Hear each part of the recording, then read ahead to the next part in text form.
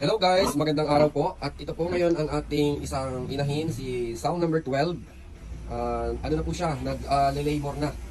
Ang breed po na naka-AI dito ay GP Landrace po ng PIC 1040. Ayan po ang ating sow number 12 na PIC 1040.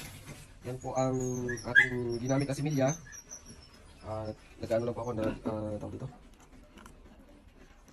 di-disinfect at nagsasanitize ng ating gagamiting syringe. Mag-i-inject tayo ng biik maya-maya. Ayan po. Ang mga senyales po, based sa aking experience, na malapit na siyang mag-labor o nag-labor na o malapit na siyang manganak. Number 1 po, yung nag-nesting o yung nagkakaibot, para siyang naggagawa ng pugad. Mapapansin niyo po yan sa ating mga inahin na siya ay nagkakaibot-kaibot na. Mas mainam po, nalalagyan natin ng lying o yung tuyong dahon ng saging sa paligid niya para po mas ma-feel niya na siya ay nagagawa ng parang pinakapugad, yung pinakahigaan niya. Para mas maging comfortable sila siya pag nanganak. So mamaya kukuha tayo ng saging. Ayun, malapit lang naman po yung saging dito. Ayan, may makukuha tayo ng saging dyan. Yung tuyong dahon ng saging, yung lying. So yun po ang isa sa sign na malapit na manganak po ang ating inahin. Pangalawa, i-check po natin yung dede niya kung meron na pong lumalabas na gatas. So ngayon, yung checking natin is, ayan, di ba, hindi siya naka-ano na ayos. So, papaganyan natin para siya humiga. Siya yung humiga na kung tayo ng basahan. Para mapakita natin ang sinasabi nating pag-nesting. Ayan po, meron na po tayong mga anak. Ito po ang breed naman po nito ay John and John lines po na durok. Ayan po. Tapos ito po yung ating Europil na GP large white.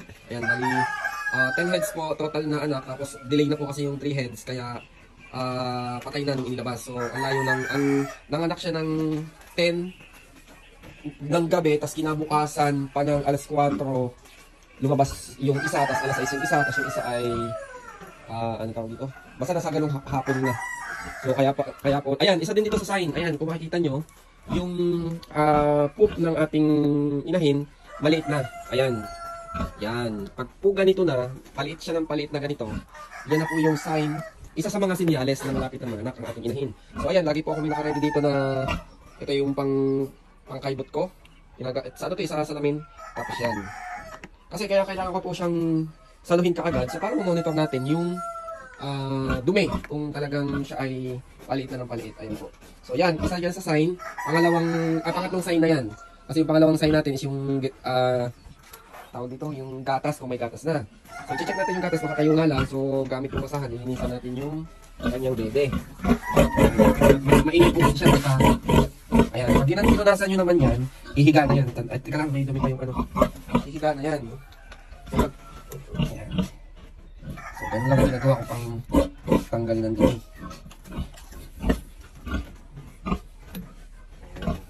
Check natin yung kanya. Pagka kasi ginagyan nyo, pinunasan, yung higa na ako. Ayan. Pag higa na yan, mas madali na natin i-check ang kanyang gatas. So ayun o, meron na siyang konti. Ayan. So pagka ganyan, huwag nyo nang pipilitin o huwag nyo nang mayat-maya i-check yung gatas kasi kailangan ng big yung ano niya. Yung nakalimutan ko tawag dun sa unang gatas ng inahin pag nanak. Itawag ko, nakalimutan ko na. Paki-comment nga po kung anong tawag dun sa parang hindi naman basta parang nagsisimula sa letter C yung gatas na yun, yung inahin pagka nanganak. Yun yung importante sa biik na madede nila within 24 hours yung unang gatas ng inahin na pag nanganak na. So kailangan maano yun, madede ng biik. So yan. Ayun po yung yun lang naman po yung tatlong sign para sa akin na malapit na manganak ang ating inahin. So yun po. At yung iba kung meron man para sa inyo, paki-comment na lang po at saka para malaman na rin po ng iba nating ka-hog racer kung ano pa yung mga ibang sign ng ating inahin. Ayun po, marami po salamat. I-update po kayo mamaya pag po siya ay nag-start na po manganak. So yun lang po muna at marami po salamat. Keep watching guys.